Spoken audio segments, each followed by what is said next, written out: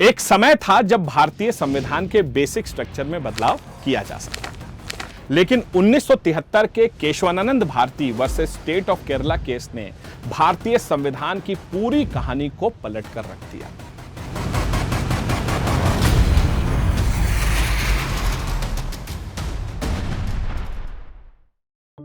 Hello बच्चों, मैं हूं कासिफ अंसारी और आप देख रहे हैं imbibe achieve defence YouTube channel one life गो अचीव। आज हम चर्चा करेंगे एक ऐसे केस के बारे में जो हिंदुस्तान के इतिहास में लॉन्गेस्ट रनिंग केस है।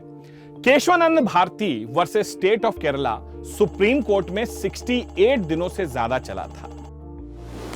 इस केस में 13 जजेस का पैनल भी बैठा था, जिसके जजमेंट में 70+ कॉन्स्टिट्यूशन को रिफर किया गया था।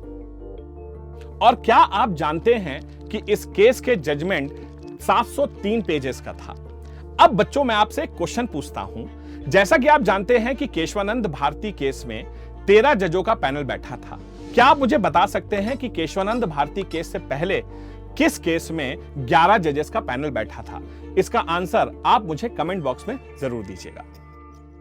What makes the Keshavananda Bharati case so special and historic? आइए जानते हैं इस वीडियो में। Can you ever imagine a situation without our fundamental rights?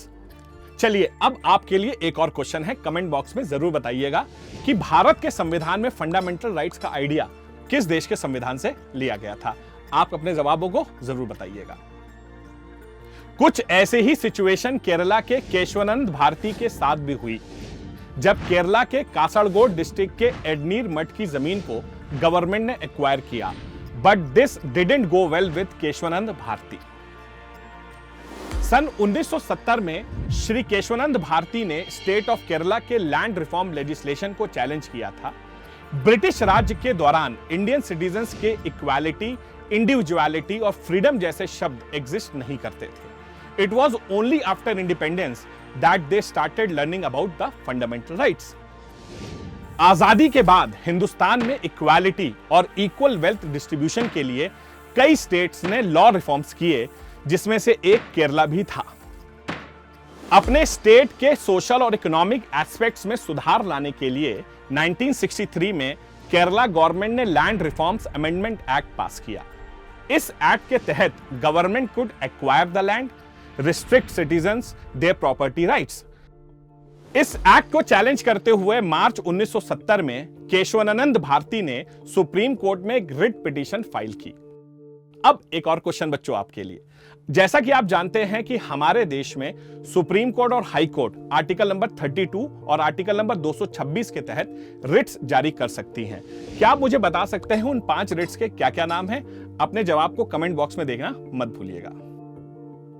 उनका कहना था कि इस एक्ट के तहत article number 14, article number 19 1 sub section F, article number 25, article 26 और आर्टिकल 31 को सरकार द्वारा वायलेट किया जा रहा है। जैसा कि आप जानते हैं, ये सारे आर्टिकल्स हमारे फंडामेंटल राइट्स के बहुत इंपॉर्टेंट आर्टिकल्स में से एक हैं। और यहां से शुरुआत होती है फंडामेंटल राइट्स की लड़ाई की।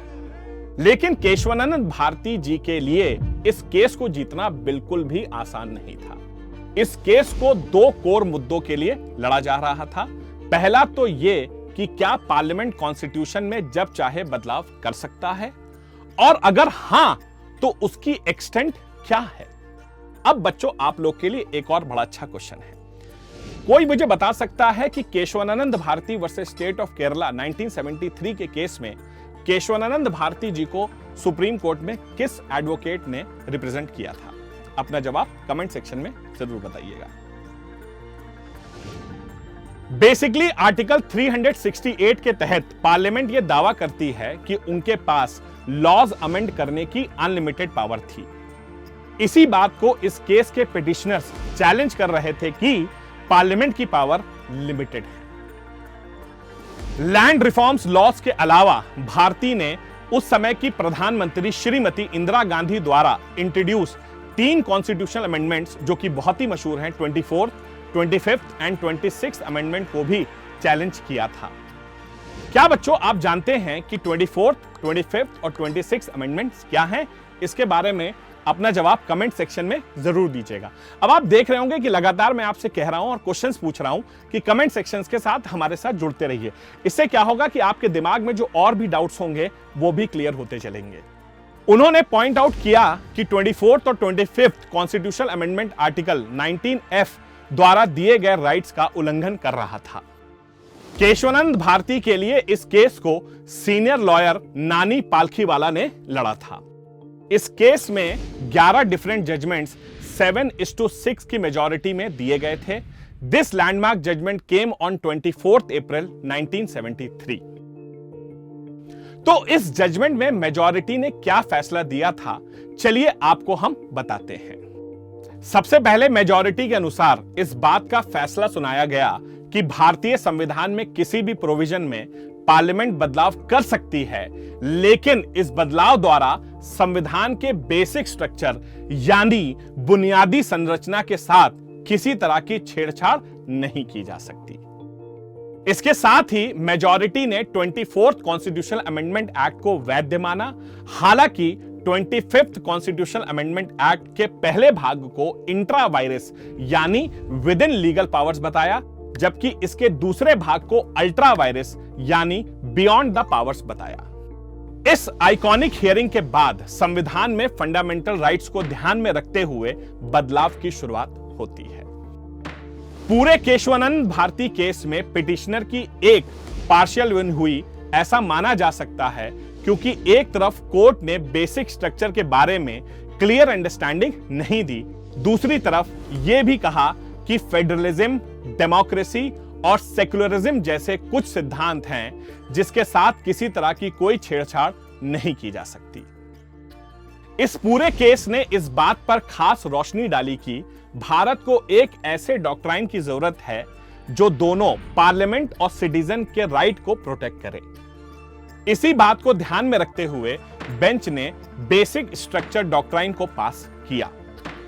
देखने की बात यह है कि यूनाइटेड स्टेट्स जैसे देश में 2022 तक सिर्फ 27 अमेंडमेंट पास हुए हैं, लेकिन भारत में आजादी के बाद मोर देन 100 अमेंडमेंट्स पास हो चुके हैं। पर चाहे बदलाव कितनी बार भी लाया गया हो, 1973 की जजमेंट के बाद संविधान के कोर के साथ कभी कोई छेड़छाड़ नहीं हुई। केशवानंद भारती केस ने भारतीय संविधान में ना सिर्फ एक मेगा इंपैक्ट किया है, बल्कि उससे एक बहुत ही जरूरी स्टेबिलिटी भी दी है। वैसे यह केस सिर्फ हमारा संविधान ही नहीं, बल्कि आपके डिफेंस एग्जाम के नजरिए से भी काफी इंपॉर्टेंट है। इस केस से जुड़े कई सवाल अक्सर डिफेंस एग्जाम में पूछे जाते हैं, तो अगर आप भी सीडीएस और यूपीएससी एग्जाम्स की तैयारी कर रहे हैं और इस तरह के केसेस के बारे में गहराई से पढ़ना चाहते हैं, तो आज ही हमारे साथ जुड़िए। चलिए आज के लिए इस वीडियो में इतना ही। अगले वीडियो में हम लौटेंगे और भी इंटरेस्टिंग टॉपिक्स के साथ। ऐसे ही इंटरेस्टिंग वीडियोस देखने के लिए आज ही एम्बाइब ऐप को डाउनलोड करें या फिर लॉग इन कीजिए www.imbibe.com पर और हमारे साथ अपने एग्जाम्स को अचीव करें। Thank you. जय हिंद, जय Bharat, Vande Mataram. Keep imbibing. We believe in you.